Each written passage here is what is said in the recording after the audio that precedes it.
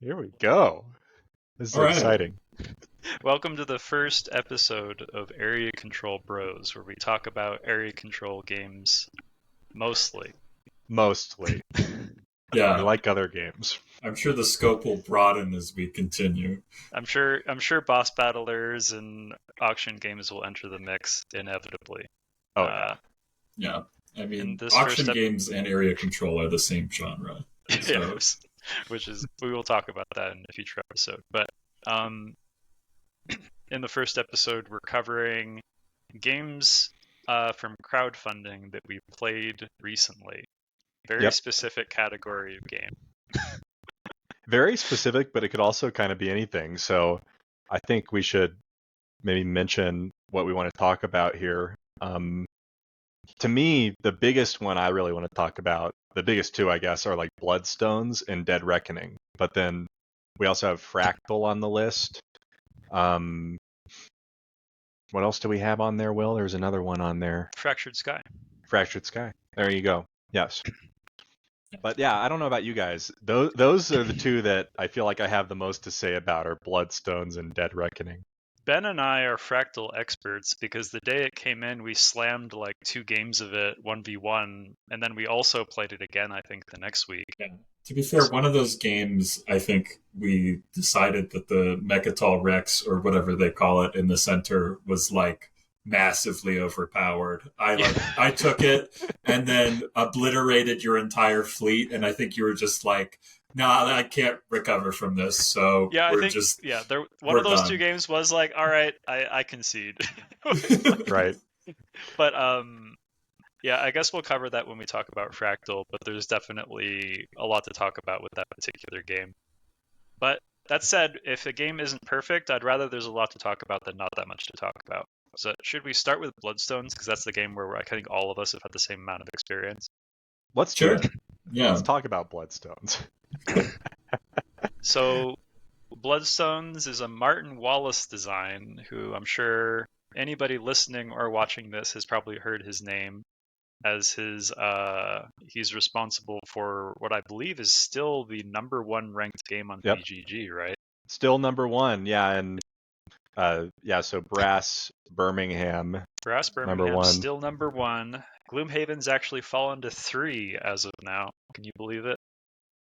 Yeah. It's like, I yeah, don't know. It being a campaign game, it doesn't surprise me too much that over time it would fall, like, because people are going to move on to their next campaign game type of thing. Like, how many yeah. new players is Gloomhaven getting?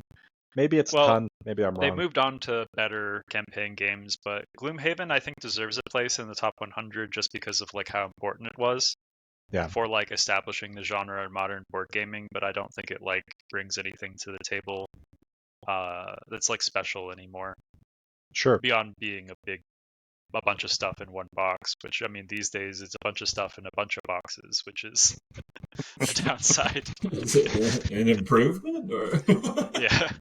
But anyway, Bloodstones notably is Martin Wallace's foray into area control that I remember reading the dev notes for, where he was sick of all these FFG style at the time. These days, so many other people are doing it too, like CMON area control games that have tons of plastic that's thrown around. And he just didn't like that the game was sort of more spectacle than mechanics, at least in his eyes. And so we wanted to design a game that didn't have minis and instead had something more elegant. In this case, kind of embossed laser engraved dominoes. Yeah, I was going to say, in Right. this case, dominoes. Yeah. Dominoes, the The most elegant. humblest of board game components. Yeah. It's Right. like a blaster. Dominoes, a true weapon from a more civilized age. It all comes back to the dominoes in Bloodstones, right? Yeah, you got to give Like, it up for dominoes. Well, yeah. anyway, I think right off the bat, this game has great table presence. So we'll start with the positives. Yep. Yeah. Definitely. The dominoes themselves are great. The art style is great. Works with dominoes. The maps, the individual maps, I love. Very Like pretty, cool design on them. Not too much going on with it. Pretty clear to read, but still very pretty. as a minor con, the balance of each individual map might be up for debate. Yeah. Yeah. just because there are better spots and there are worse spots, but and they're static. There's no randomization, but the art style is great. I love the look of the whole thing. It feels like I'm playing a MS DOS computer game from like the early 90s or late 80s. Like Heroes of Might and Magic 2, the whole game looks like that, and I dig that. I mean, for all we know, that was a major inspiration for the game. But or Master of Magic. However, the game has a lot of issues.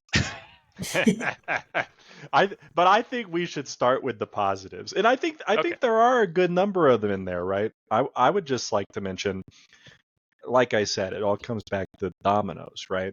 So anytime you're going to change from, a deck of cards for your system of randomization, there's got to be a point in my mind. And I think that they actually use the dominoes pretty well, right? Because you're not just drawing these out of a bag, sort of that system of randomization, and then, they're just doing one thing at that point, like most cards are going to do in a deck builder. They're serving to pay for units, pay for movement, pay to take villages. They're serving as your actual units. Okay, well, now you can do some cool stuff.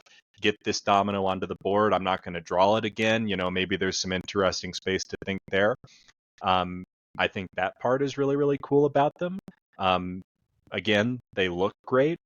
But I think that's an important thing to mention, is that, in my opinion, the dominoes are used to pretty good effect, especially with that fact of, like, this is not only my unit on the board, but also part of my randomization system. I'm drawing these from the bag, and what order are they going to come out? I think that's pretty cool. The game has a certain simple, like, elegance to it, which is a hard thing to do, and very different than a lot of modern board games. Like, there's a lot of, like, we're talking about Fractal later, but Fractal is very bloated. The opposite design direction. Yeah. Mm-hmm. Like, yeah. This is, like, as simple, like, it's trying to, like, distill it into, like, the most essential parts. It's like your entire faction is just a bag of dominoes and, like, a board that has some special rules on it. Right. Like, I've been thinking about this, and I'm like, I think that if you, like, found this game as an archaeologist, you could figure out how it's played. Like, see, I gotta disagree with that, man, because I don't know. Every single spot on every different terrain type on the board I was has gonna say, different those movement archaeologists rules aren't and going to know building how, like, rules. cavalry affects the ability to Right. retreat. Yeah, like Right. the little picture on your domino that tells you what type of domino it is going to have different rules, and some of them are faction specific. I don't even know the rules looking at my faction sheet for the dominoes that you're placing down, type of thing. Like, I feel like it almost has that illusion of, and not that it doesn't have any elegance, right, in the design and the simplicity of it, but there's some parts where, like, I feel like I'm being lied to about how simple this should be. I think Blake's onto something there. This game has a superficial elegance, but it's specious. It's not actually elegant because it gets bogged down in rules way more than you'd expect. BGG lists this game as a 2.86 weight area control game. Oh yeah, that's kind of surprising to me. And to me, as somebody who plays very heavy games, and all of us have played Twilight Imperium, not that it's important, but just as a point of reference, that it's not like Bloodstones is too heavy, but Bloodstones punch feels like it's way heavier than that, because there's a lot of minutia to be trapped in with, like, the way, especially the movement works, and with the way different terrain affects movement, the way whether or not you can move in or out of battle, and that kind of thing is actually more complicated than you would expect for something could either of you guys tell me off the top of your head what units can live if you end turn with them in a desert? Like, it's just there's stuff like that where goblins and undead. There's a third one, actually. No, sorry, lizardmen, okay, goblins, and undead. Yep. Will's got it. Dang, I'm surprised. Yeah. But yeah, there's a lot of stuff like that in the game where it's like, there is. I think it's, like, nice for flavor, but I do think it kind of, like, he was like, I'm going to make a really simple game, and then he kept adding things. Mm-hmm. And this is definitely an indie game. It was apparent from the very beginning. It's not a game that he did in partnership with a larger publisher, where there might have been more oversight and people saying, like, hey, like, nobody cares about things living in deserts, just make everything die there. Like, they didn't have anybody to say that kind of thing, just to make because it may not sound important, but the rulebook is probably, you could probably have the size of the rulebook if you just cut down on all the exceptions. Right. And I don't think this is a game that benefits from that complexity, is all I'm saying. I think it would be better, actually, if it were simpler. I'll amend my statement. I think if an archaeologist found it, they might make a better game.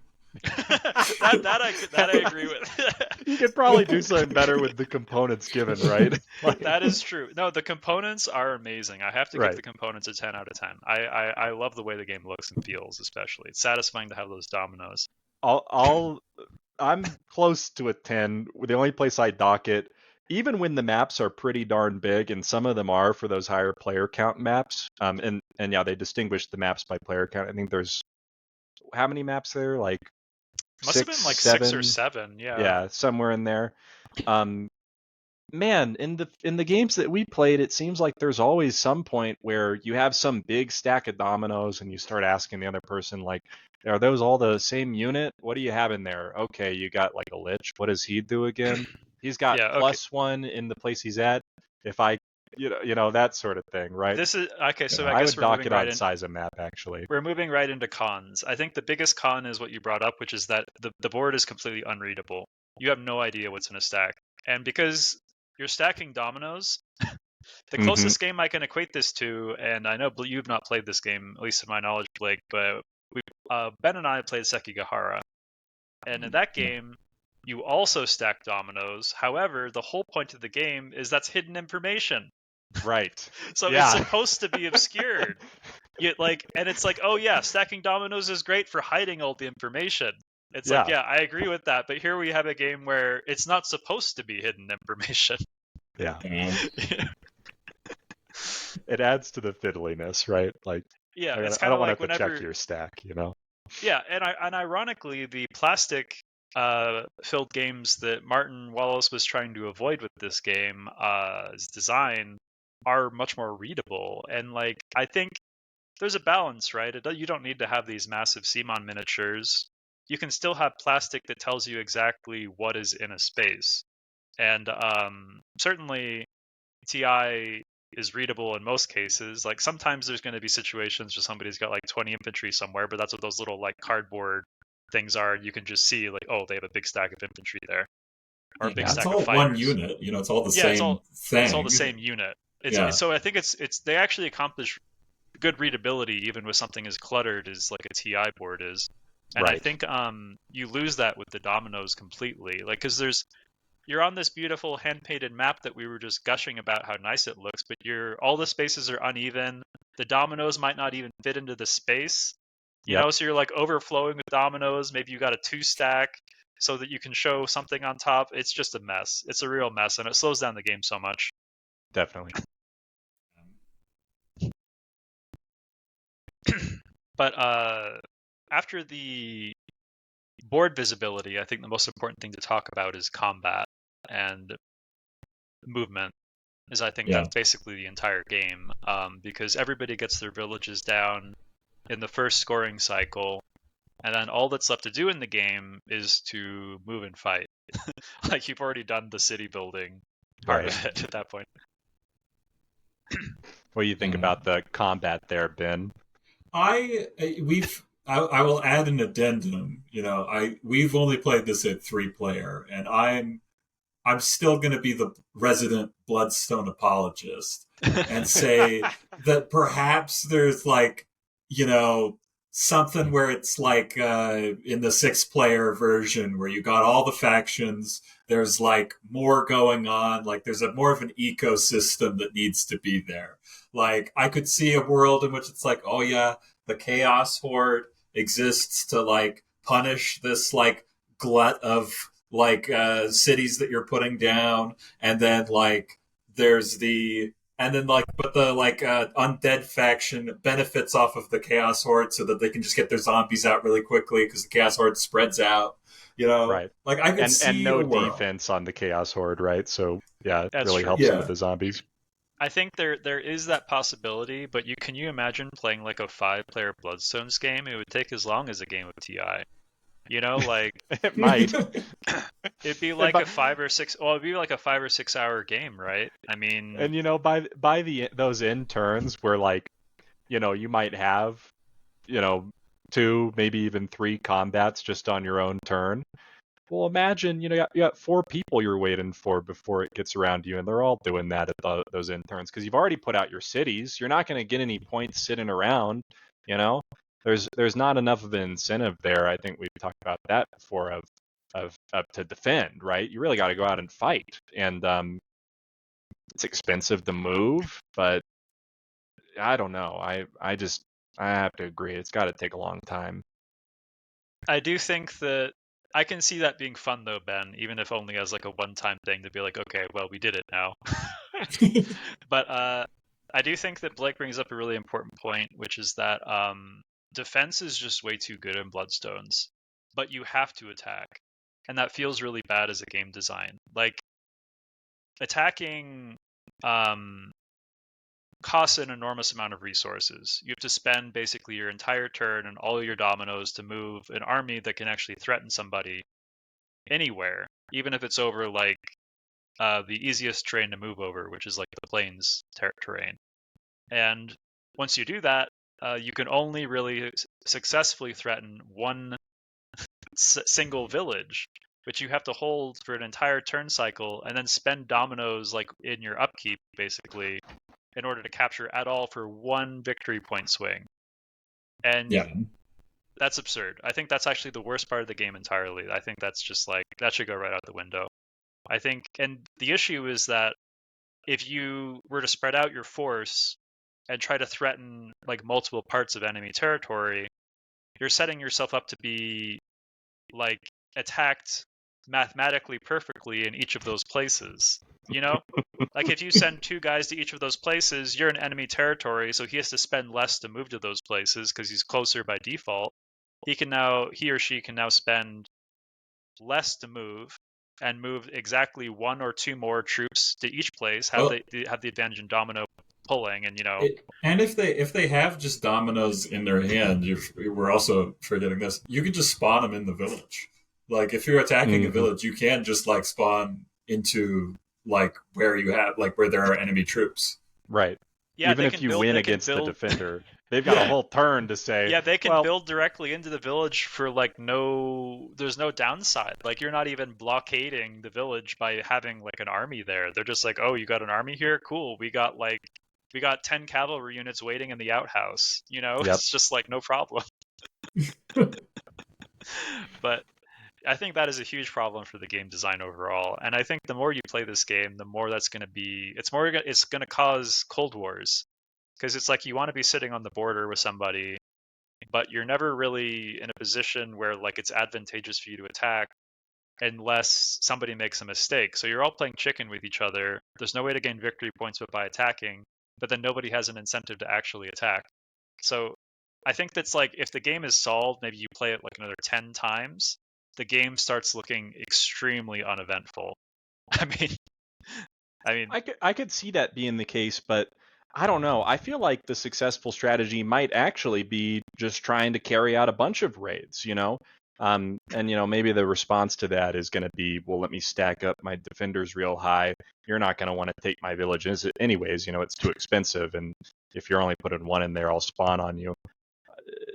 Fair enough, but I mean, your victory points are mostly set outside of your combat. You're probably going to get around 60 for those 3 turn cycles, having placed your 20 villages. They're getting you 1 point each as long as they're not taken. You lose 1 or 2, you're going to get 57 points. Who cares, right? You need to make up those points with some attacks, because in our games we've had some combats where boom, that 1 combat got me an extra 5 points. Who cares that I lost 2 villages? I think you're all right. I'll take back what I said about it always being a stalemate, but rather, I think that if it isn't a stalemate and you do have to do some raids, it disproportionately benefits the only 2 factions in the game that can actually successfully raid, which is the Dragon Lords and the Corsairs, who are the best at like doing that kind of thing anyway. Right. And like those 2 were probably, certainly the Corsairs are the strongest faction in the game, but I think Dragon Lords are like also pretty good. And I think they're a faction where you can actually, not spending your whole turn, send a dragon deep into somewhere annoying to get to, like hills, and make it really difficult for them to take, which would be impossible for like a normal force for Right. any other faction in the game. In that case, I mean, maybe Dragon Lords in like the super long run meta even become stronger than Corsairs because like people just don't let the Corsairs do anything, and then meanwhile the Dragon Lords can just send a dragon into the middle Yeah. of, you know, Kind the of hard back. to say no to the dragons, you Yeah, know? then Oh, you're the gonna come dragons. kick me out? Yeah, and Whatever, then they you just know? they score like a few VP here and there because it's so annoying to get rid of the dragon, and you run the risk of fighting the dragon and losing, and then the dragon stays, and then, you know, they get a VP for winning the fight, and, you know. Yep. Yeah. Yeah. What do you guys think about the right, so the reward for combat is victory points equal to the number of enemies defeated, plus you get to kill one enemy unit. And if I remember right, Yeah. you're not even really selecting the enemy unit. It's the loser. No, it's that gets to chosen select. by the person who lost. Yeah. Yeah. So to me, that's pretty interesting. This idea of, I mean, you know, VP, but in terms of tangible stuff on the board, I'm killing one of your units, right? And so to the benefit of your earlier conversation, where maybe you have a bit of a Cold War, it's like, I'm not wiping out your whole crew, you know. I'm killing one guy, and then maybe you're building up during your turn and sending that same force now with like one guy more than I have, so you can get the domino advantage type of thing. You know, I'm not sure how much I like that. No, it means there are no decisive battles unless they're perfectly engineered to have like a no retreat path, which can happen. Yeah, it did happen in one of our first. I think it was like our first game. It was our first game. Yeah. Yeah, I had a turn where it's like, oh, I think you're like surrounded. Like you have no legal path of retreat. So like I went and wiped out like your force with a dragon because I was the Dragon Lords, and it was like, well, this is when to use the dragon if I'm going to be winning on attack. Yeah. And I thought that was a really cool, like, emergent piece of like gameplay when we were like looking at the rules and when that happened the first time. But I really think that like once that happens, like once in your gaming group, everybody kind of realizes like, oh, like that's not. I don't want that to happen. No, again. You know, and it's like it takes. I don't want to play another hour where I've lost my whole army that I sent Yeah, in. it takes. I was gonna say, I mean, losing your army in Bloodstones. I think part of why they made it so hard to lose units is because it takes a long time to get units. You have to Yes. spend a lot of resources to get the good units as well, and not Right. just like the dinky zero cost. And it's not like your attackers. ability to build units. It's not like it becomes easier throughout the game. It's just as hard to build units on turn 1 as it is on, you know, turn 7. The only difference is that you can build them in more places as you have all your villages down. It might you know? actually be harder because you probably have more of your high cost domino units on the board. Right. Yeah. And so you can't use them for building, whereas earlier, like, you might be using them just to get more stuff on the board. Yeah. But yeah, I agree. Overall, should we wrap it up on Bloodstones, or do we have anything else to mention? I don't have anything. You got anything, Ben? Oh, just addressing the Corsairs. I think that they have a lot of good. I think they have a lot of advantages, and I think the one that makes them like the least interesting in terms of being good is just that you get to see like what the other person's like playing. So it completely just like nullifies one of the like more interesting mechanics of the game, which is like, oh, am I going to use one of these everything resources, one of these like tiles that I have to like maybe make my combat better, because like there's some hidden information there where you're like, oh, like it's kind of this game of chicken where it's like, oh, I think he replaced a tile, so maybe I should replace a tile. Like there's like a little bit of that going on. But with the Corsairs, you just say, oh, okay, show me. Okay, cool. I'll throw in a 5, and then I beat you. You know, you already have the info. You can decide if you're going to win or not. You know, I mean, agree. I think Corsairs are just overwhelmingly strong. Even if they only had that ability, they would be strong. But they also have other abilities. Right. Yeah. And after that, I think it's probably Dragon Lords, then probably Undead. And we probably have Horse Lords at the bottom just because it's... Yeah, they don't feel good, man. I was so hopeful for the drawing 6 tiles instead of 5, and it's like, oh man, I just lose like, you know, a whole, you know, like 5 points or whatever on the first go through the bag because I went through the bag so much faster I didn't have time to get down all my villages type of thing. I think the Hillfolk probably close to Undead. They seem like the solid mid-tier factions. Yeah. I think it might be that they do have to play differently because they're more defensive, but I think that the nature of the game and the way the maps have been designed is it seems quite prone to there being like a crucial pinch point where like like a Thermopylae where you just have a big stack of dominoes there, so there are obvious places to put the hill forts, the hill folks extra forts, and then it's pretty hard to take those places. So defensively I think that's fine, but as we pointed out, like the game rewards aggression, but only for the factions that can get away with it. And so like they're not a faction that I don't think gets away with it as well. They're just like a faction that wants to sit there and then maybe do something eventually. Yeah. And I don't think the issue is sitting there doing nothing is like you don't ever get more than the amount of base points, which is hypothetically a maximum of 60, right? Yeah. 20 villages They times do 3. get the giants, which are pretty cool. Like the Giants are good. The yeah. Giants are one of the better unique units, but I just think that because I think mobility is king. Yeah. And Yeah. and mobility, the two factions that have better mobility, I think, are just better for like the most important part of the game, which is just moving around without it using all of your resources and taking all of your time. Yeah. Yeah. Hard to have a Anyway, big turn when you can't move well. Yeah. But yeah, Bloodstones. Anyway, There it is. what numerical grade would you guys give Bloodstones? It has a 7.7 on BGG right now. I'd give it like a 5.5. I think brought up a lot by how much I like the look. Yeah. Yeah, I'm in like that range. Like I'm in like the 6 to 7 range, but I'm pretty like lenient. I think I'll give it a 6 to go between you guys. Sure. Yeah. Just I think there are shades of things that I like in this game, and obviously the table presence is, I would probably give this game like a 2 if it didn't without the table presence. Without the table presence, because I would just never want to play it. But like just being able to like rub my dominoes together and reach into the bag is fun. He's onto something there, Yeah, I mean, board games are a tactile experience, so that's not nothing. But I think in terms of game mechanics, it has a long way to go. It hasn't learned from decades of area control game design, and I think it's nice to have somebody thinking that they can show up and like make a better game than all these people that have been making area control games for a long time, but they didn't. And even though he's obviously a very accomplished designer in Euro games, it turns out Euro games are not area control games most of the time.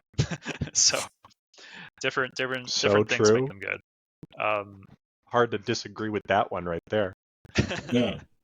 What do you guys want to talk about next here?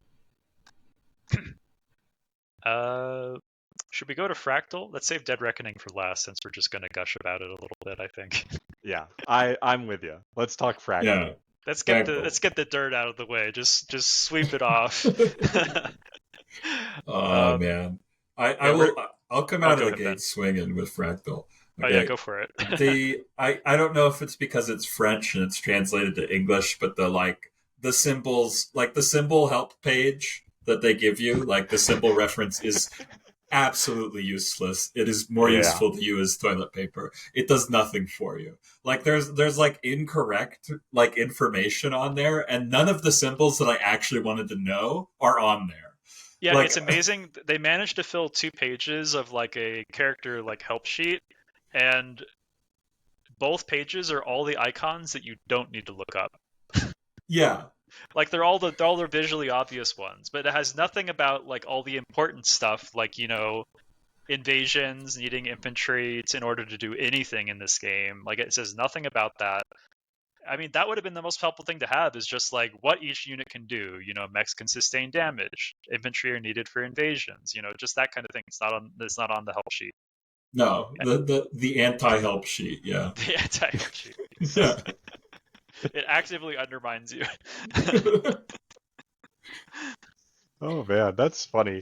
You guys cracked me up with that one, like, because I came in after you guys had already played a few times, and you guys were, I think at the beginning, pretty excited about the game. Is like, I think the comparison that we've all drawn is like, man, this is like, could this be the next Forbidden Stars? Not this is the next Forbidden Stars, but could this be the next Forbidden Stars? Because we love that game, and it has some things about it that are very reminiscent there in terms of the card play, but yeah, when I came in and you guys were talking about that with the player references, Ben came home, he was telling me about this. I was like, oh my gosh, it really must be the worst thing.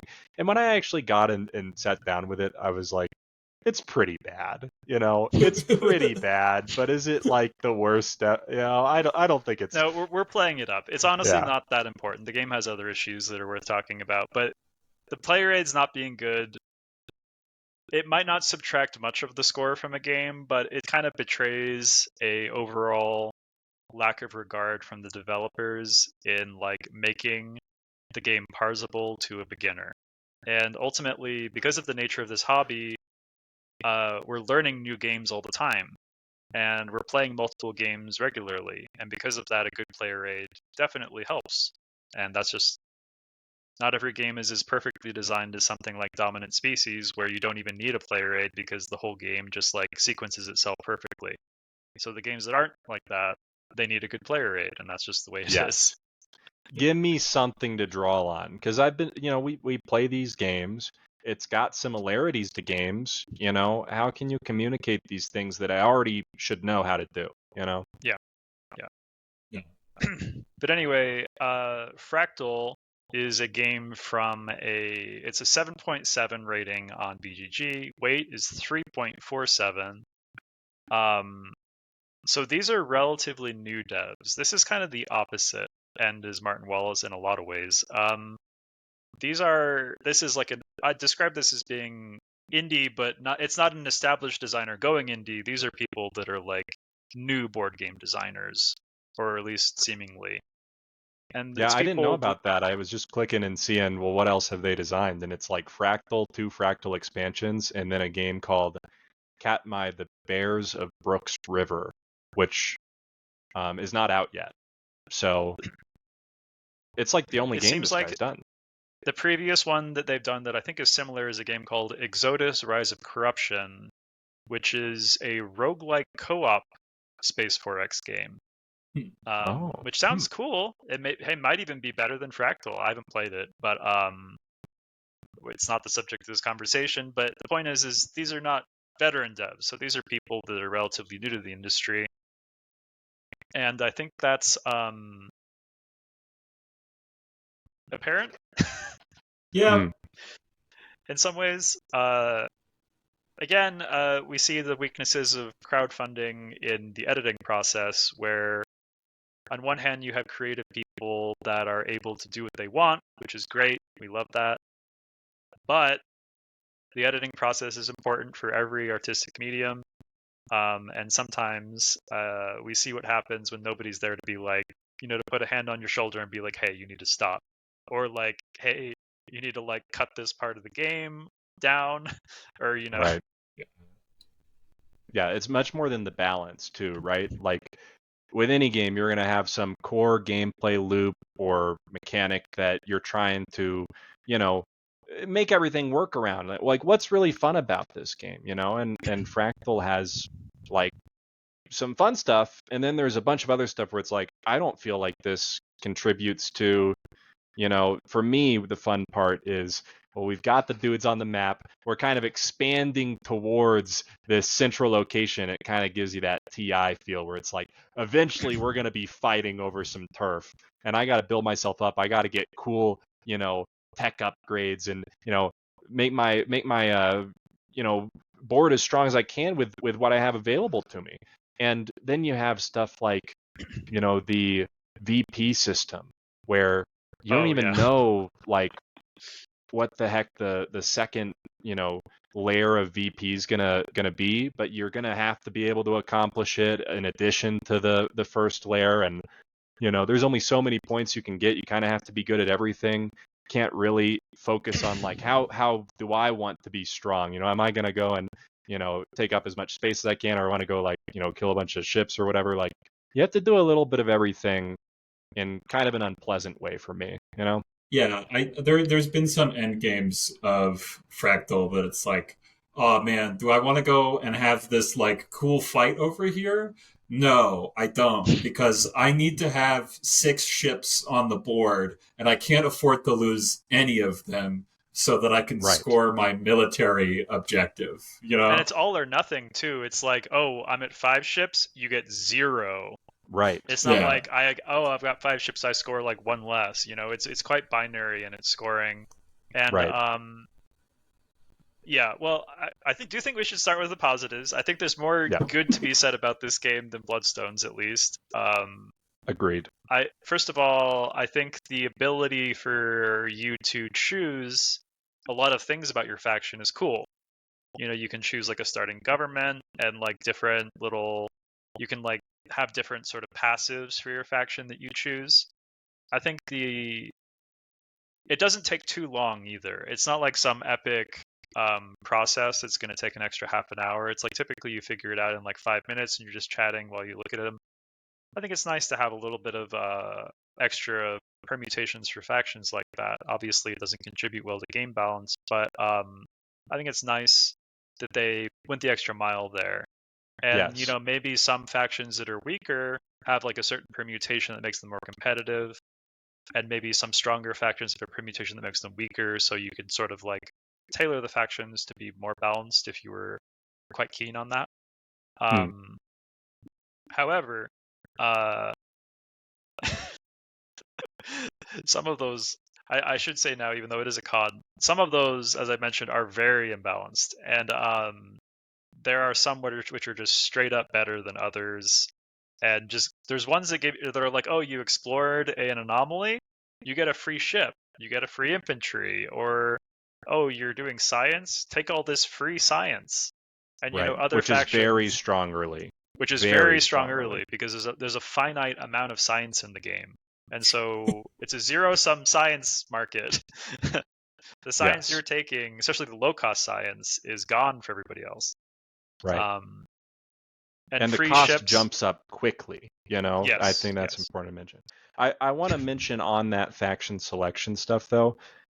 I think it bears saying the factions all look super cool. Love the art style, the government systems and how those affect your faction, and all that feels very thematic.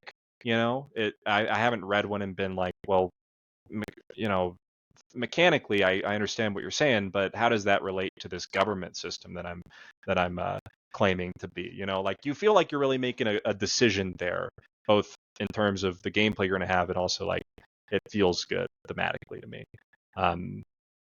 Yeah, I love that part of it. yeah.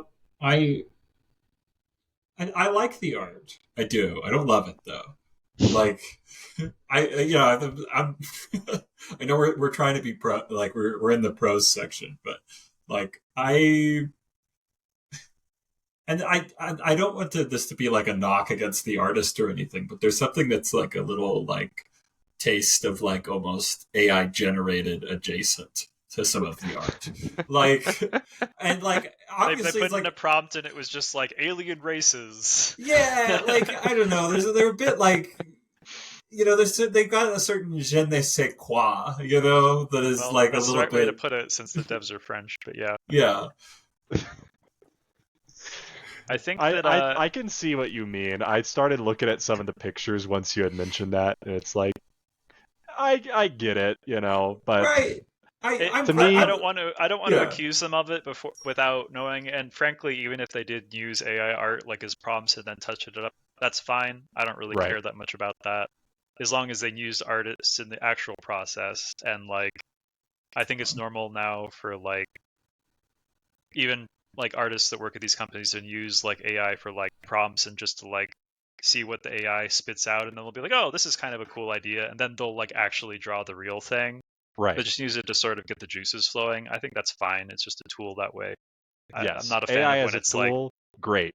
As soon as we're yeah, starting to talk about replacing people's work, yeah, I think you're going to get a worse output, and you're also, hurting people. So, not into it. yeah, Yeah. I agree. And I think this is definitely, I think this was drawn by people, but it does Yeah. have that kind of like almost like kind of like weirdly generated vibe to it, but it's not really that important, honestly, in this particular case, because a lot of the game is you're not really looking at the art. The actual board itself is quite sparse and stark. It's like there's not a whole lot going on visually on the board. Kind of the blackness of space sort of yeah, vibe. it's like a void. Yeah. I think will fairly say, readable as a result. Yeah, I was going to say, this is actually a very readable board, and the fact that the player factions, you got the classic colors, red, green, yellow, blue, on this blackness of space board is like you can easily see, and because also the unit count in the game is not high. Like a big fleet in this game is like 5 or 6 things. Like 5 or 6 things is like, oh damn, he's got a huge fleet there, you know? So it's quite small scale. I like that about Fractal. It's interesting you brought it up. That is one of the things I had on my list of like, I like that, you know, and I think I put it more as a readability thing, but even just thinking about having less things, less units to move and worry about, it's just less fiddly by default as soon as you have less things, and I appreciate that, you know. Yeah, it's interesting because Bloodstones is like, it's trying to be the micro area control design, and this is kind of a macro area control design, but the readability of the macro games board is like so much better. Yes. It's somewhat ironic. I guess the exception is the funky, what are those things, Ben? You know, you played that faction with like the wormholes, but they're not wormholes. They're like anomalies or something. I forget. Are those the ones little... that are like they're zucking in the anomalies one space a turn or something?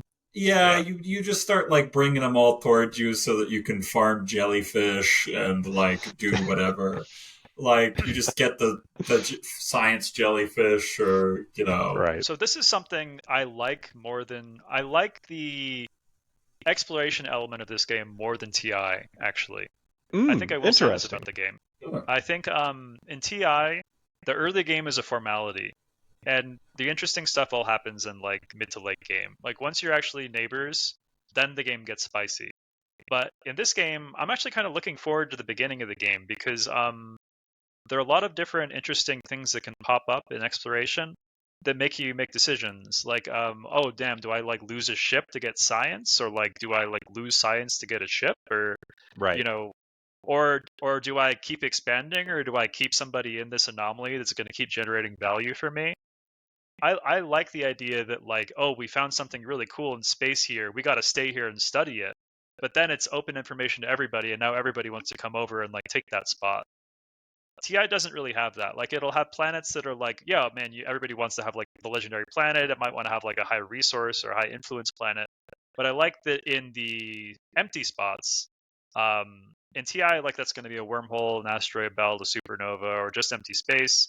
And there are like the special explorations you can do in Prophecy of Kings. But in Fractal, I kind of like that there's that kind of like extra element of like, man, the empty spaces can be really good. You know, there's like the special exploration things that can happen there. Sometimes there's like you can place any type of colony in there because I assume you found some super awesome asteroid you can build a colony on or something. I like that there's a little more going on in exploration in this game. They did a great job with that. That's probably my favorite part of the game, actually. Yeah. Personally. I can dig that, man.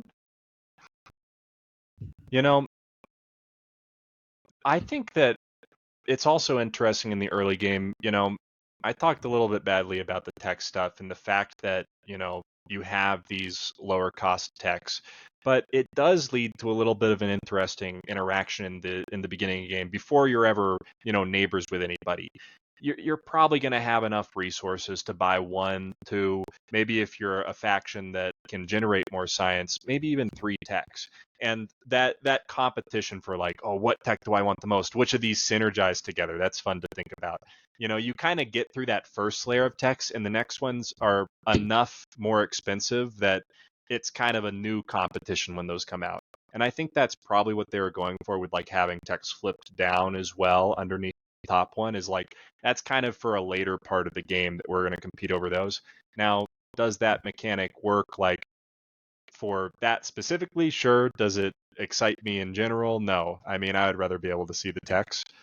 Yeah, I think it's more bad than good, but I do agree with you that I think it does kind of gate investment in science early, past like the initial like cheap techs. which is fine. But the lack of information in the tech market is definitely a problem with the game design overall. I think that's a huge miss here. Yes. But I think having that be like the point of player interaction during the early game, I think it is pretty cool, you know? Yeah, ironically, the early techs are some of the most essential, especially some of the combat ones. Absolutely. Yeah. Yeah. That We all know kind of leads that me to a torpedo thought. tech is insane. Right. It leads me to a thought about this of like, man, you can really get punished for making bad decisions early in this game, you know? Definitely. Yeah. Yeah, It there is feel some bad. lose more as well with like like some of the early round objectives because of the way that the objectives work. Like round one, you have to do this somewhat easy thing, and then when the like next half of scoring happens, it's you have to do this somewhat easy thing, and then also this other difficult thing.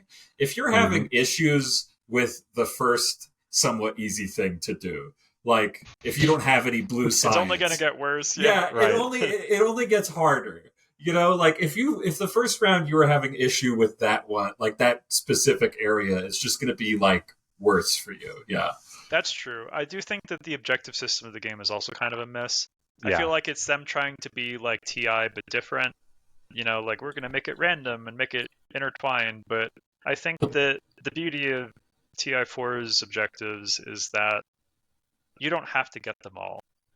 Right. You know, like you literally can just pick and choose. And when you win a game of TI4, you didn't get every objective. You just got the ones that you could score, you know, Right. plus secret objectives. Speaking of which, and you also, you know, with Fractal, you have to score these objectives, you know, you have less phases where you can score than saying like TI4 would. Fractal's, I think, like 4 game phases, whereas, you know, a set amount of game phases for, whereas TI is going to be however many it takes to get to your 10 points or 12 points, whatever you're planning to.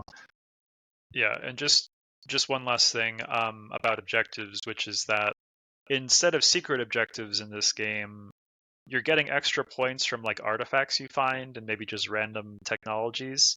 But because the tech market is either closed information or you may have randomly invested in the wrong spot when it was face down, and so now you can't really get the other tech, it's hard for you to really dependably move towards these extra points.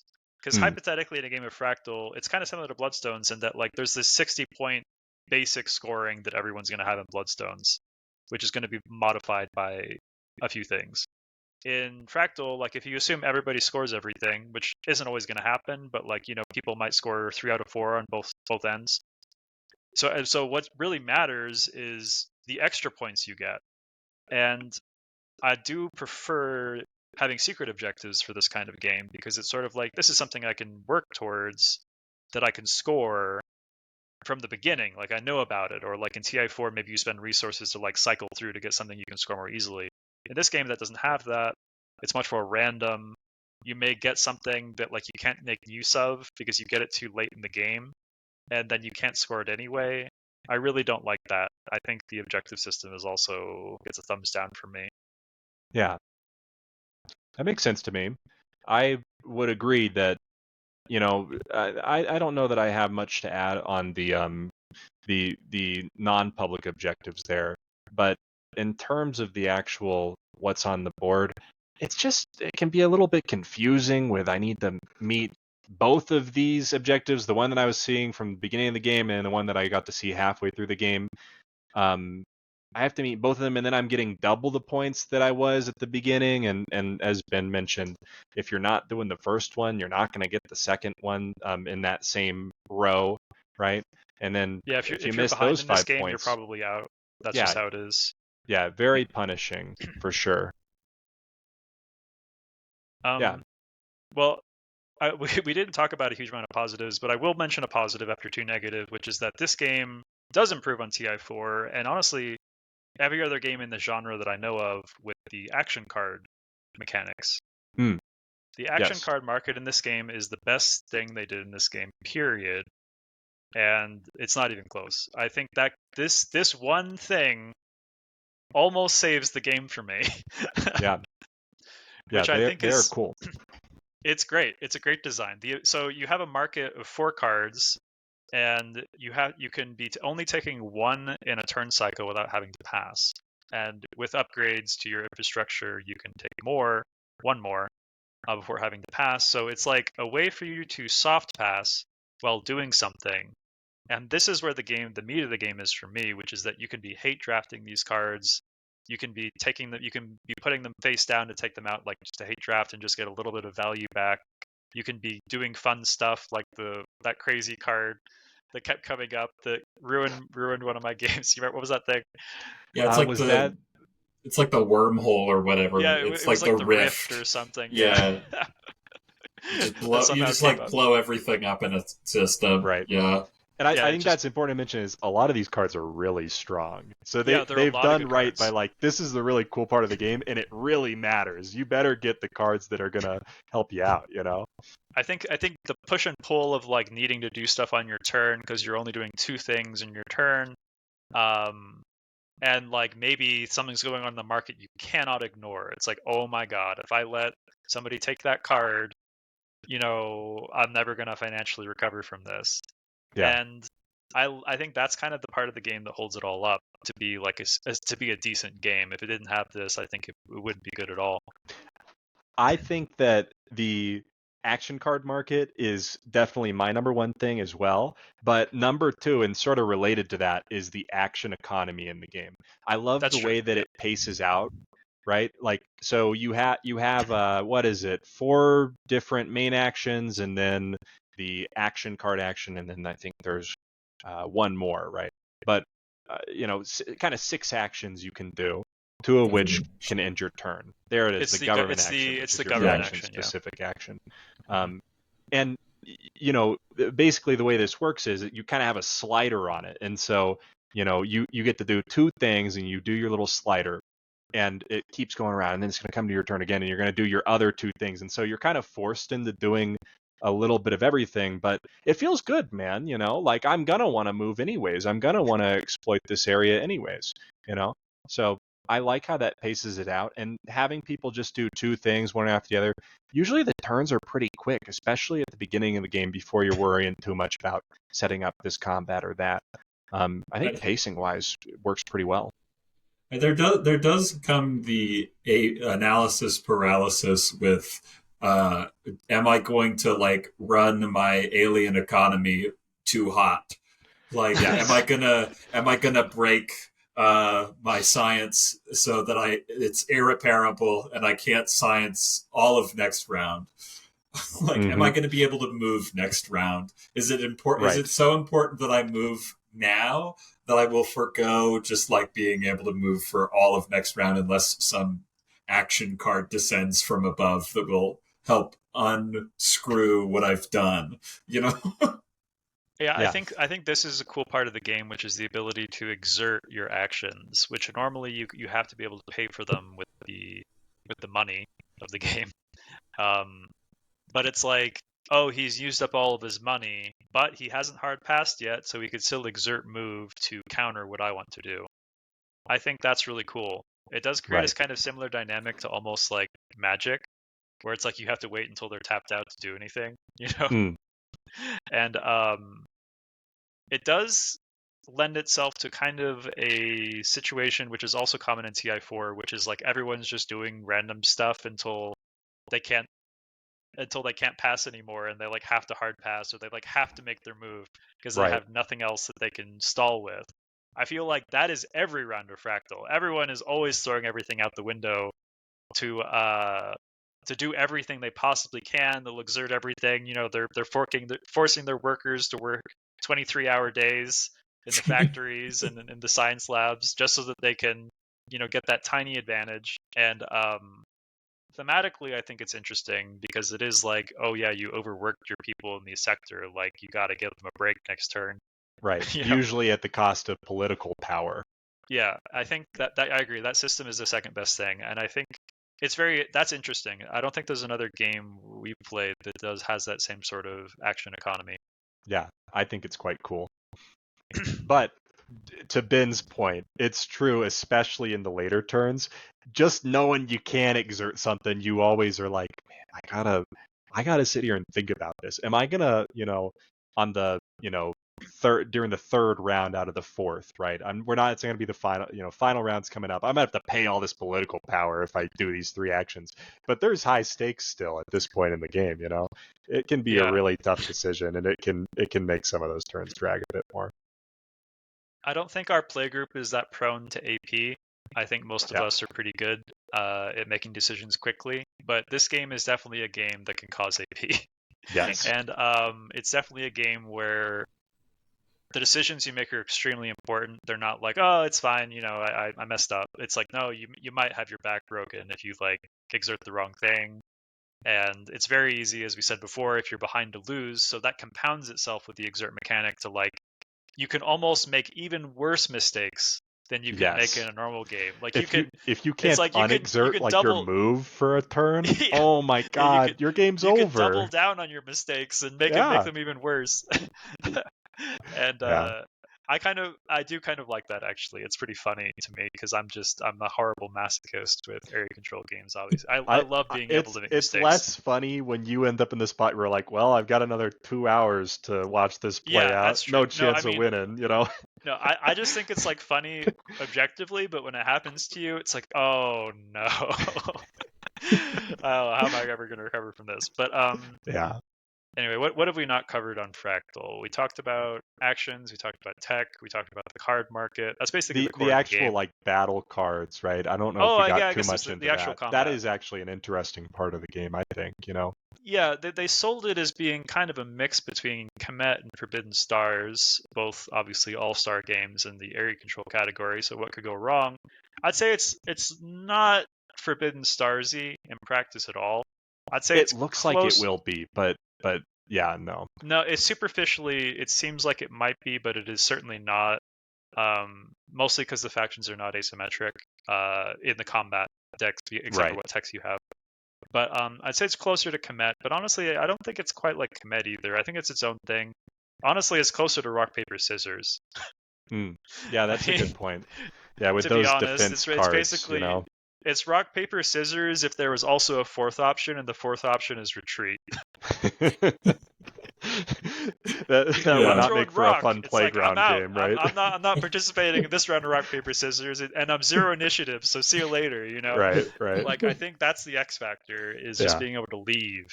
I was really excited for the card play, and it's fallen a bit flat for me.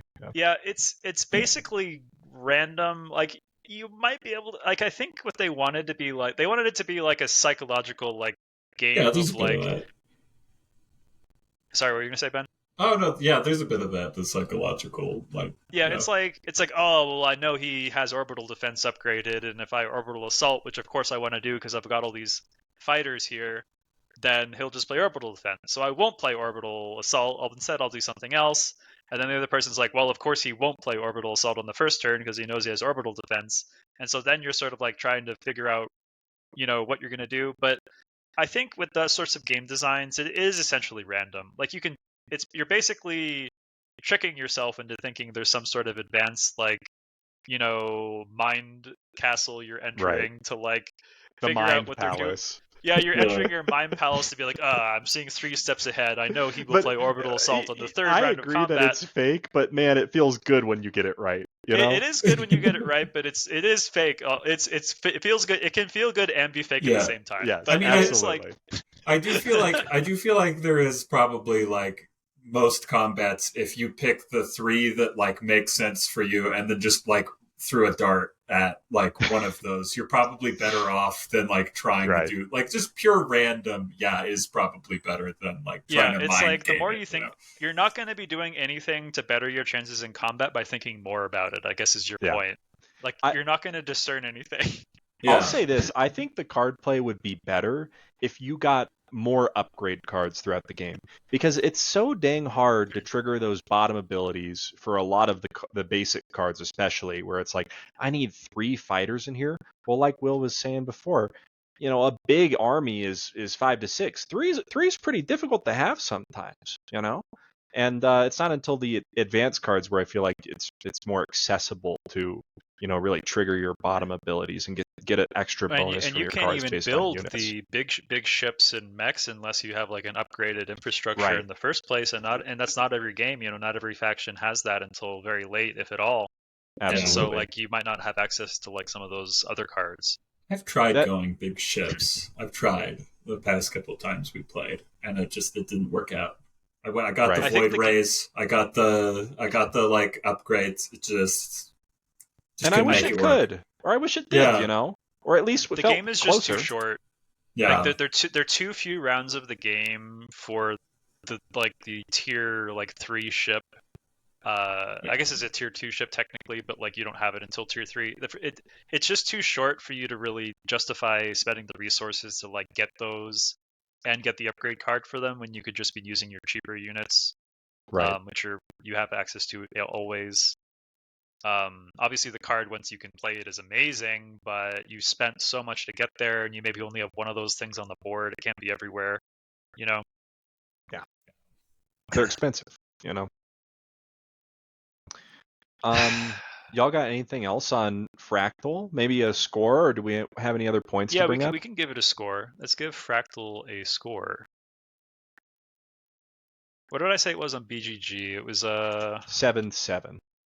7-7. So is this actually the exact same score as Bloodstones? Yeah. That's really interesting. Yeah. I would rate this higher than Bloodstones, definitely. I will go the opposite. I'll be the resident Bloodstone apologist, as I've said. I would rate Bloodstone higher than Fractal to be perfect. So you said 6 to 7 for Bloodstones, right, Ben? Where are you at with Fractal? Like 5 for Fractal. I don't 5 know. for Fractal. I think it's kind of I think it's a little bloated for me. I think there's some stuff there where I wouldn't. I'm glad that Will was teaching it. Like I wouldn't have wanted to like try to learn it, Yeah. I was the one who had to parse the systems and figure out what those crazy devs were thinking. But I don't know. What do you think, Blake? I think Ben brings up a good point about like, it's always a time investment learning these games, and this one, it's a bit bloated, as Will was saying. It could have used, someone coming in and making some cuts type of thing. But I do like it more than Bloodstones. I gave Bloodstones a 5.5. This, I think I ran a 6.5. I think I will also give this a 6.5, actually. I think that sounds about right for me. I think this game does not have the same table presence as Bloodstones, which obviously catapulted it from a 2 to a 6 for me, but it does a few things right. I think that's sufficient to earn a 6. Like I said, the action card market is cool. I think the action economy system is cool, but ultimately those can't really hold up how the juice isn't worth the squeeze on the rest of the game. And this game is long. It's not a short game. Neither is Bloodstones in practice, but this game actually takes way longer than I think it should, and it's mostly due to like aspects of the system that I don't think like actually enhance the experience of playing the game. The way you're describing this is exactly how I feel about Wonderland's War. Yeah, well, we can talk about that in a different episode. But it is like Wonderland's War.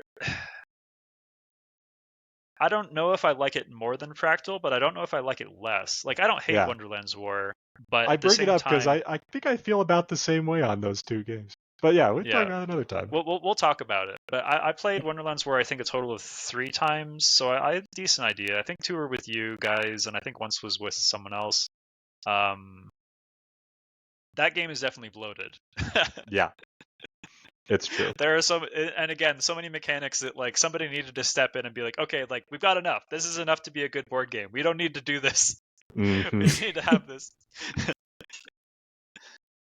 And inevitably, when we talk about like good old games, you compare these games to like El Grande, which is so simple, but every part of the game is important.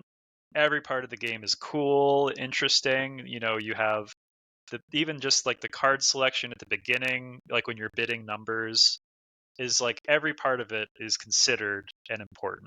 There's no part of it that was thrown in just so that they could say they have this extra thing, or you can go on a quest, or we've got Yeah. the tech markets face We down. got the solo mode, maybe. Yeah, we got the solo mode. Every part of the game is carefully considered. It's there for a very important reason that's integral to the gameplay, and that's what I think all of us probably consider that to be important. I would hope.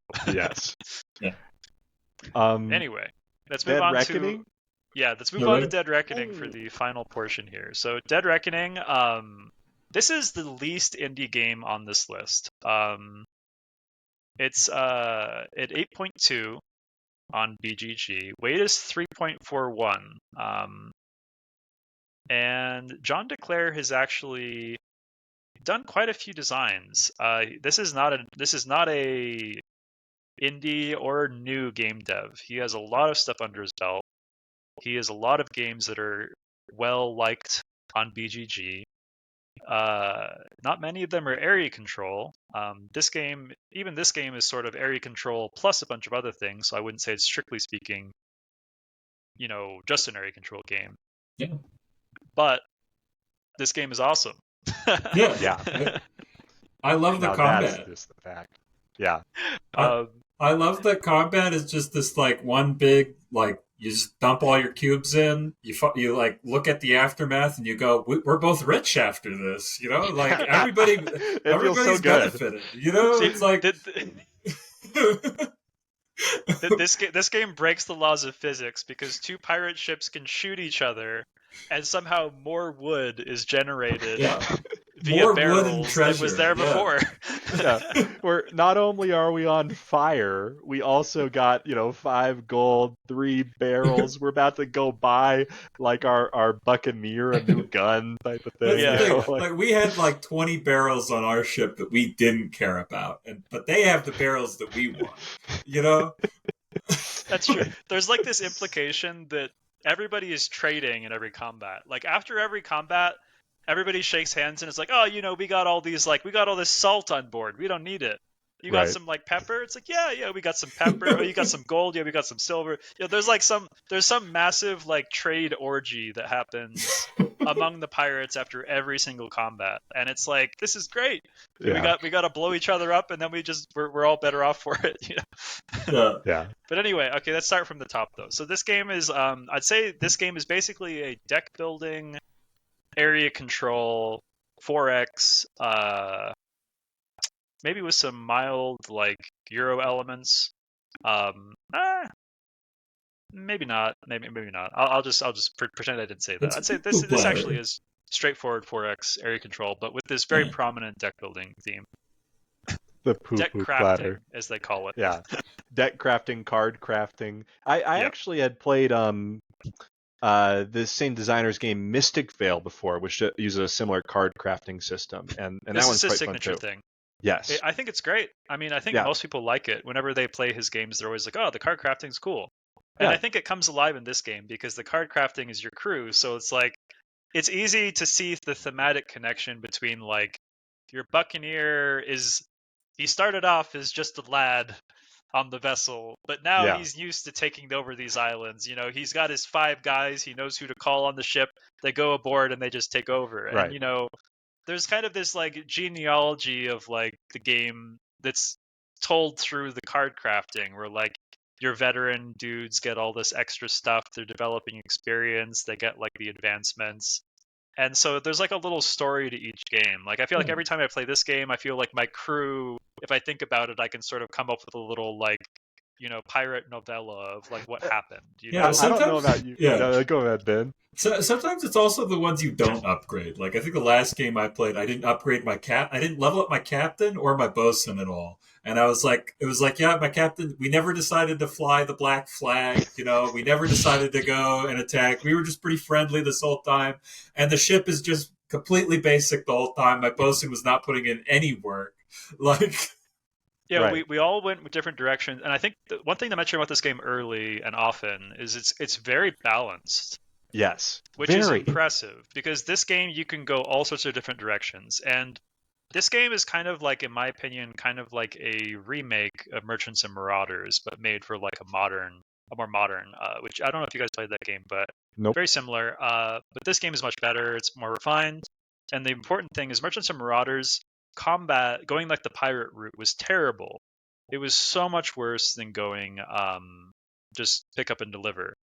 And even the pick and up and deliver aspect of this game is more exciting because there's so much going on with the islands, which wasn't happening in that game. Like you could be doing pick up and deliver and not really fighting at all or interacting with other players much, but because in order to be doing that, you have to be trying to control the islands. Other players can interact with you by trying to like steal those islands or like trying to sink you proactively and that kind of thing. Yeah. And I mean, you don't have to be in pirate mode to get attacked. You know, if Yes. someone's got a deck where they are going around and they're trying to plunder some booty from your ship, they're probably gonna have a card or two that will let them start a combat with you. And good luck being in your harbor at the end of every turn. There's not enough movement for it. It's just not gonna happen.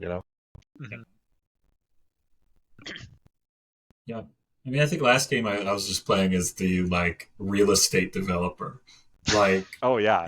like there's like also that where you're just like, I'm just gonna like build some fortresses on islands, I'm gonna build some cannons.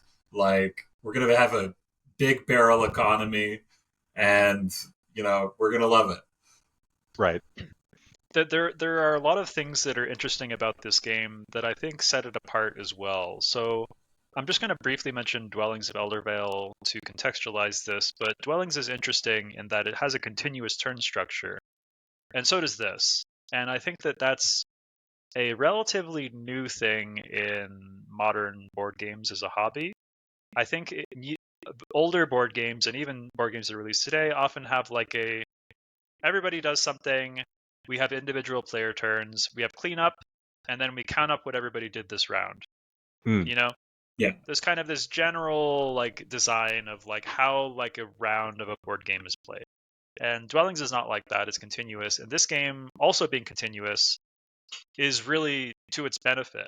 And mostly because you can choose to upgrade a card from your deck during an opponent's turn, and you can wait all the way until it's your turn to do it, so you can reactively do it, and wait to see how the board develops. Like, oh, am I going to get attacked? I've got this gunner in hand. I can upgrade it if necessary, or not. Maybe I'll upgrade something that's giving me more movement or area control if I see something happen. And that being like something you can be doing and thinking about when it's not your turn is great. I think that's a really good design, and Yes. and the turns And are not quick in this only game doing anyway. and thinking about when it's not your turn, but like, most games you do your turn and you better be set up right for whatever your opponents are going to do, right? You better have a response ready.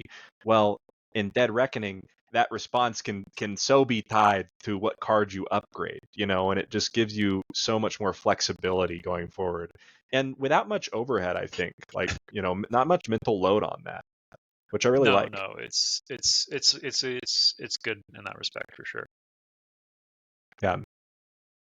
Yeah. I wanted to add earlier when you were talking about kind of falling in love with your crew type of thing and having that story build through it. I love too that I even get that with y'all's decks, like like I'm like, oh man, I hope he doesn't have his gunner in there. Like, I'm gonna fight that guy, and it's like if he has that dang gunner, he's gonna drop 6 cubes on me that I'm not expecting. Like, I'm just gonna sink, man. And it's like, I kind of fall in love with the story that the game paints, and like, oh, that's Ben's Island over there type of thing, like, and they all have their own little name, whatever it is, but and it's so it's fun. emergent too. It's not Yes. forced. It just happens from playing the game, which is great. It's like this is just a really solid design, and it's held up really well. I think that this is a game that we played for the first time this year, but it was first released in 2022. It's on its second printing. It's been successful in both printings, so obviously it's stood the test of time in the short term. But I think this is a game that will go on to be seen as like kind of the pinnacle of this particular like pirate 4X genre. There's just no other game I've played in this specific niche that can come close to this in terms of like not just the card crafting, of course, because that's its unique mechanic, but just in terms of like the game is just a joy to play. And honestly, like the combat system is really it's a bunch of random bullshit, but like like even that part of it is fun and kind of thematic, as we were saying, like everybody benefits from combat. So like I think the combat system would be immeasurably worse if like in the like, you know, the targeting like field that the cubes drop down into, there was only like fire and crowns for like winning the combat. Like if it was only about combat, this game would suffer a lot. Yeah, I 100% agree. But because relatively few of the spaces that you can even hit are even related to winning the combat or like blowing the other guy up, I think it's like everyone is always down to fight. And I think and because fighting is so quick, you just drop the cubes in and, you know, you're off. You're off. There's no like AP moment that slows down the game for everybody. You just kind of like do it and then move on. I mean, that saves it. There were several times last time we played where it was just like, man, I need barrels. Like, I guess we're just gonna fight. Like, yeah. I don't think we can say enough how cool that part is, you know. And then the other person's like, yeah, I need barrels too. Bring it on. Like, come on. Like, let's go. And you can have someone sink, and it's still like, oh man, the barrels float back to the harbor for whatever reason. I'm still happy. I love that they made that choice too, you know. This is one of those games where I think it's like you could trick somebody who's not used to playing area control into like becoming an area control gamer. Yeah. You know, because it insidiously makes you want to interact with players. It's like, oh, well, I have to take this island back, of course. Oh, well, I mean, of course I want some barrels, so I'll fight. And, you know, like, it's not like some people don't like to play area control games because they don't want to feel like they're directly targeting someone. But because everybody's always like benefiting and interacting constantly in this game, like it just every single turn you're interacting with other players, it's just always happening no matter what. I think that you become numb to it. Like you don't care anymore if you like attack somebody. Like it's just gonna happen inevitably, you know. Yeah. It's just life on the high seas. Yeah. Exactly. Right. You sail on my seas, boy. You know. Yeah, and you know, I also love there's good competition for the you know, card upgrades that you sleeve in. There's definitely some that are better than others. There's very few that I think feel worthless to have. I pretty much am happy to buy one when I can.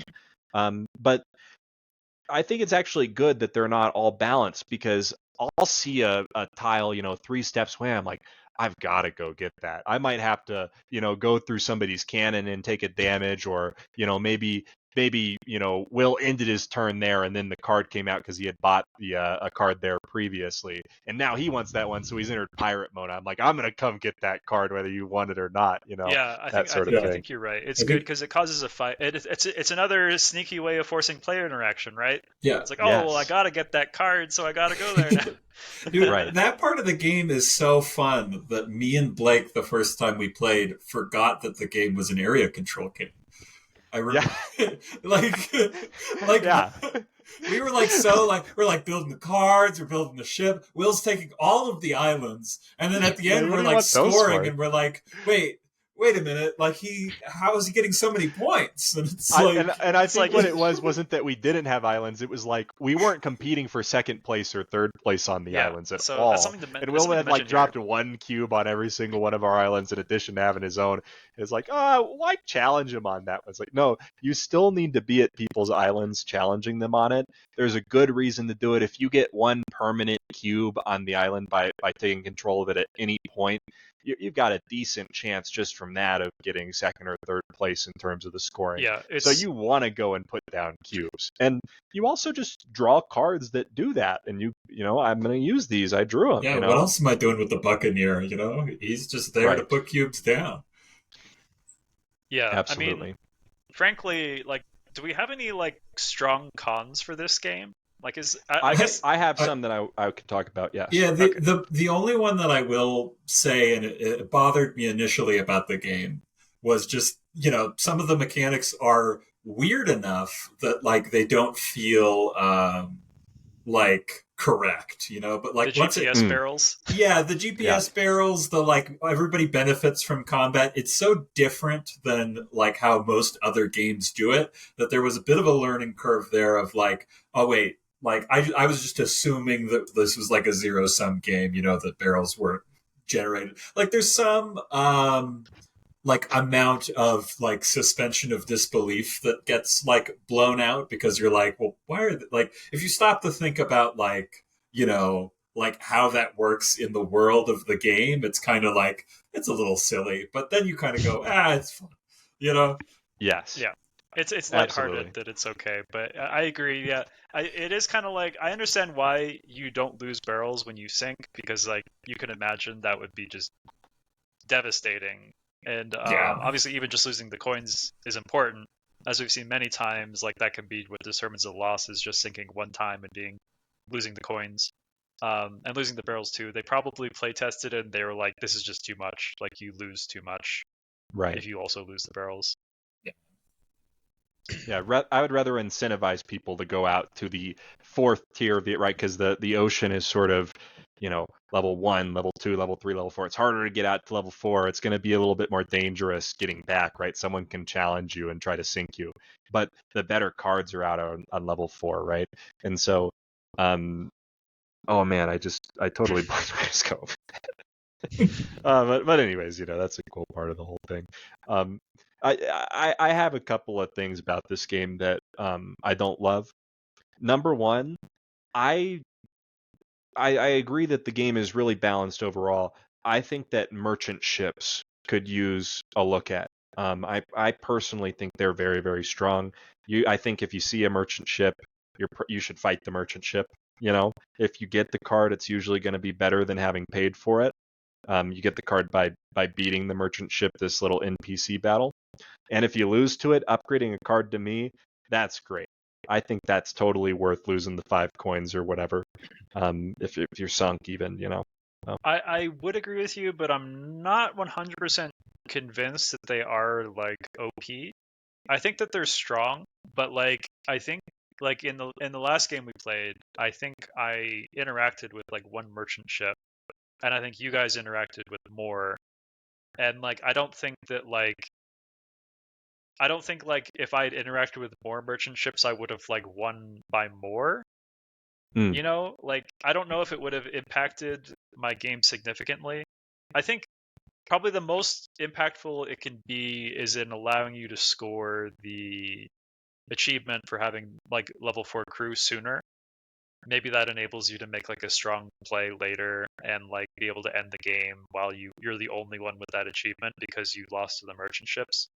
right. That is a real thing. I agree. Could accelerate you to the 4 battles one as well. That's true. I But do. but Yeah. I agree. It might be for me that upgrading is so much more fun, and I'm the game ends too early for me is one other thing, and I'm always like, oh man, I was just getting strong, and so I want to get there Yeah, it's sooner. a So little like Tyrants of the Underdark, where I could see us even house ruling that you need like 5 achievements to trigger right, endgame, and right, yeah, just to let the game breathe, because I feel like that's actually kind of my con for this game. I'm not 100% sure of the merchant ship thing. I do agree that they seem like a no-brainer.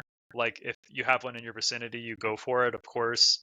But I'm not convinced that it's like the right thing, or if it's just like the fun thing to do, and you get the right. upgrade and it feels good. But I do think that the game does, ironically, end too soon, which is normally it's a good thing if you're complaining about a game that you want to last longer. It's like, why isn't yeah. it more game? But it's like I do think maybe house ruling that you can have like one more Chivo and then And let the I game breathe. actually, we have a house rule, right? We have a We do. house rule, and to me, it's to try to address that problem. And That is I also true. Yeah. think that it might be worth doing even more. But our house rule is that when you start the game, you get to look through your deck and you get to upgrade 3 of your crew or 3 of your cards. Crew is one of the cards, so I shouldn't say By that. But one you get to level, upgrade 3 of your guys from level 1 to level 2 just to and provide some get you a little bit of a asymmetry. boost, right? And what we did to counteract that was we made it so that you needed one extra crew member at level 4. Yes. Um, because if you think about it, the math of it works out because 3 upgrades equals 1 level 4 crew at the same point Yes. in the game. But I Oh, do think that I think adding one more achievement to the required victory condition might let the game breathe and lead to some really epic stuff happening in the late game where like people actually have all their gunners decked out and like have these big battles, because I feel like the game ends right at the point where everyone is like, oh yeah, I'm feeling good now, I got everything where I want it to be. And Yes. that's kind of my only major issue with the game. And I wouldn't say it's major, but it is something that exists. I think that the Yeah. conclusion to the game is kind of like the least fun part of it. The Especially biggest 'cause- issue is like, why don't you let me play more, right? Well, and I think also Yeah. like I think the beauty of this game, as we spoke about, is the player interaction being so baked into every part of the game. And when you trigger end game, it becomes very difficult to interact all of a sudden. Like, they have the thing where it takes twice as many cubes to move a cube on the island to replace a cube. And I understand why they did that, which is like, oh, I can feel comfortable ending the game or triggering the end game state without knowing that Blake's Buccaneer is going to ruin my main island or something. Right. But at the same time, though, I think it kind of goes against the spirit of the game, because the spirit of the game should be like, I want it to be like, if you trigger endgame, you better be confident, because like you could still lose a lot, Right. Like you have to, if you're triggering it, it can't be like, oh yeah, well I'll just trigger it and it's fine. I feel like if you trigger it, you have to be like, I'm triggering it, and then like suddenly there's like a drum, like a heavy metal drum solo going on into like it's guitar riff, because it's like everyone's like, oh damn, things are about to get crazy. And but instead, I'll add to that too. Well, you go ahead, Fish. I have. But I was gonna say, but instead it's kind of like, oh, I'll trigger endgame now, and everyone's like, oh okay, well nothing I do matters anymore, really. Like it's like, right. It's like, it's just whatever. There's gonna be some shifting of points in that last turn for everybody else. But what I want to say is, man, sometimes you don't even want to trigger end game in your trigger and end game. The game just advances towards that. Eventually you're gonna, are you gonna not sink a ship? Like, if you're getting into battles and that's your way of getting income, eventually you're gonna sink some ship. Eventually you're gonna win 4 battles. Eventually you're gonna have 30 gold in your chest. Yeah, it's all stuff you do anyway. It's all, yeah, like you're gonna upgrade your ship, unless you're Ben, which was crazy that you still beat me in points despite not upgrading your ship once when I had a fully decked out ship. But one thing that I've thought of, I don't know how you guys think of this. Let me hear what you think. But I kind of love that every little thing also has victory points associated with it, because sometimes you get sort of, it has this sort of Euro influence. I know you took that back, Will, but I think that there is points, a little bit. it's a little bit there. It's a bit of a point salad, but I love that, all of that is just within the theme, right? Like, I'm going to build my ship. I don't really care that there's, 2 points on my advanced ship upgrade, but it's good that it's there, because I think that helps contribute to, well, I can do a little bit of everything. I can do all the fun stuff, because the fun stuff isn't like, you're going to get a payoff eventually. Like, you get something up front, And yeah, that's the same for you're having not doing buildings. the fun stuff so that you could do the boring stuff. Like, everything is the fun stuff. It's not like, yes, oh man, I have to put these 2 cannons on my ship to get victory points. It's like, no man, I'm excited to put these cannons on my ship. And then they have victory points so that it's good no matter what, right? Yeah. Don't even have to worry about it. Yeah, it only feels point salad at like I said, at the very last round, where it's like, oh crap, like, what can I do with my last and final turn to score as much as possible? Like, I do not find myself thinking too hard about like how much I'm scoring in a turn when I'm playing this game, except for the very last round. No, and I think that's a positive thing. Oh, and it's a positive thing, for I think sure. not I thinking hate about the having scoring to, while you're playing is great.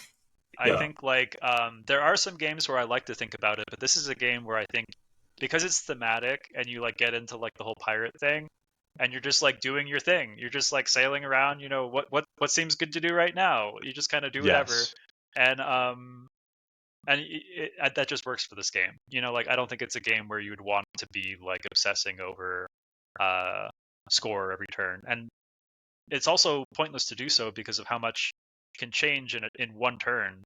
Yeah. If somebody has like the right hand, they might take like 2 of your islands, and then like everything you planned is pointless anyway. So like, why did you bother even thinking about it? Yeah, and I'll add that usually your hand kind of leads you in one direction or the other. It's not like you can sit there and deliberate over 10 different possible choices. Because you only have the info of, well, what is in your hand, and usually that's going to present you maybe 2 or 3 good options on the board, and I don't know. I don't get too much mental overload with this one. I have to also present as a con the size of the pirate ship Yeah. thing. Like I guess it's a dice tower technically. Yeah. This The ship could cubes have easily it, be yeah. as small, like a very small board game you could bring everywhere because it's not like a game that has big minis or anything really. It just has a mini for each individual player's pirate ship. But if that weren't in the box, this game would be half the size, and I could, I would prefer that. Yeah. It doesn't need to have. It's a really big box, It doesn't need to be as big as it is, and I know that's a crowdfunding thing, but I feel like this is a game that doesn't need that. I don't know how they could have easily had a pirate ship that's like half the size, or like a dice tower that's supposed to look like the central sail of a ship that you could have laid down flat in the box and it wouldn't have taken as much room. This is a minor complaint, but it is worth mentioning that Yeah. Yeah. Yeah, sorry. I'm realizing you're talking about like the ship itself, and I was like, okay, yes. I thought you were talking about like the whole like shebang, and I was like, I guess you'd have to like make smaller cubes if you're gonna like shrink that down. No. I think the other I think the other components are great. It's all like meeples and like cubes. It's fine. You got your little cannon meeple, your little fortress meeple, your little fire. Yeah. Yeah. That stuff's all good. But yeah, I just think it's workable. It's readable. Yeah. Yeah. Hey, I mean, they printed fire on the fire thing, which is more than I can say for the Dune Imperium Solari. I mean, Yeah. why is Dune Imperium? They only have like 3 components in the game, really. Like, why don't they have like a cool spice, printed on the spice hexes? It would have been so easy. Yeah, I mean, it would have been way better. But anyway, I think we're probably wrapping things up. So we got to do a number score for Dead Reckoning. We got to do a score. What do you think there, Will? I think I gave the first one. Ben gave the second one. Like first, you know what I mean? Yeah. This is an 8.2 on BGG. I'm actually going to go above that, which we haven't done for the previous 2, which I think have been overrated by the geek. I'm going to give this an 8.5. I don't think it's 9, because I don't think this game is like the kind of game that I'm always happy to bust this game out and play it, but I don't think this is a game that I'm like deeply interested in the strategy. I think for it to be like a 9 and up, I have to think like this game is like an amazing game that makes me think about so many possibilities and strategies, and there's tragic defeats and amazing victories that came out of nowhere. This game is kind of like the board game equivalent of like watching a movie with your best friends, and you're all like making fun of it, and like you're all just having a great time, and like it's not that important like what you're watching. What's important is with your friends. And that's not to say this isn't a good design, but I just to say that like I think you always have fun with this game, but I don't think it's like something you think of as being like a particularly like masterpiece board game design. That's my 2 cents.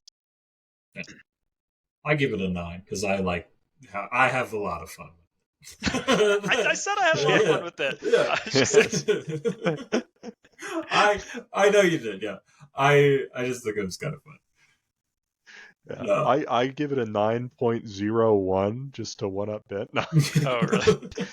I think I give it a 9 as well. All right. Jeez. Okay, I was underrating it. I really love this one. Let me say this. I give it a 9 with the house rule of upgrading 3 cards. That's true. That actually helps. I think that's really important. Without that, I think I give it like an 8.5, and I'm happy with it. I'm thrilled to be playing. So thematic, so fun. I get right into it. It never feels like it's a drag, even when it does take. I mean, this game takes a decent amount of time, but you're having fun the whole dang time. This is probably like a 2.5 hour game with 3 players, right? About around that. Yeah, I think so. Yeah, I think it's around probably 2.5 hours once you know what you're doing, which is honestly fine. I think it's about the right length of time. Yeah.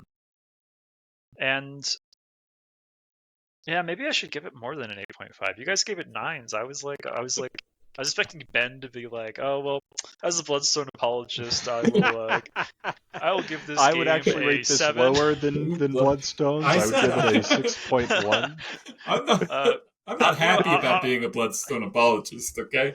Right. I will raise my score to an 8.75.